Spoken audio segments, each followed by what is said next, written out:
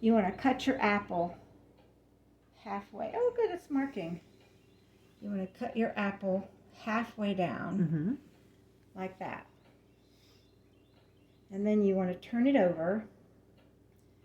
And again, you want to cut your apple halfway down, like this. Now I'm going to mark it, and then I'm going to show you. Okay, so see what I've done?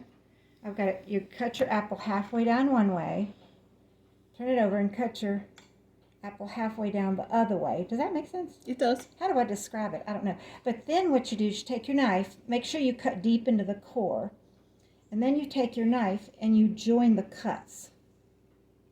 You join the cut from the bottom, and you join the cut from the top. Turn it around and do the same thing on the opposite side. You join the cut from the bottom with the cut from the top, right in the middle of the apple. Okay, does that make sense? Okay, so that's what it looks like. And when you cut it, what you're going to do, start at the top, like I said, and cut it without cutting your hand, obviously. Cut it halfway down. Well, I didn't quite hit my marks, did I?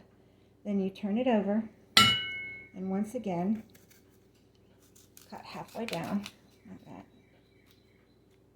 And then, stick the point of your knife in, right there, at that mark.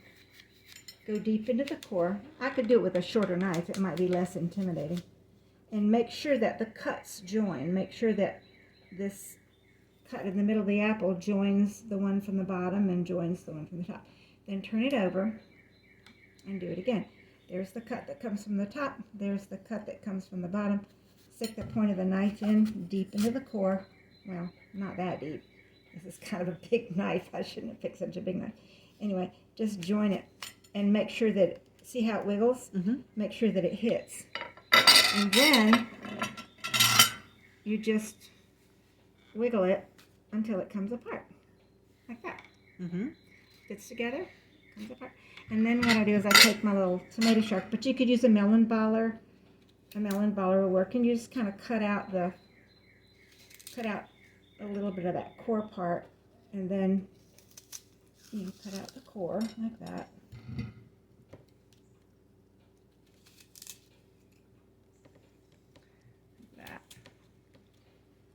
And for a fun snack, you can put like a dab of peanut butter, a few craisins. You probably put a maraschino cherry in there. That's what I did for Anderson anyway. There you go. There's your puzzle apple. It comes apart. It goes together. Wonderful. Thank you. You're welcome. Does that make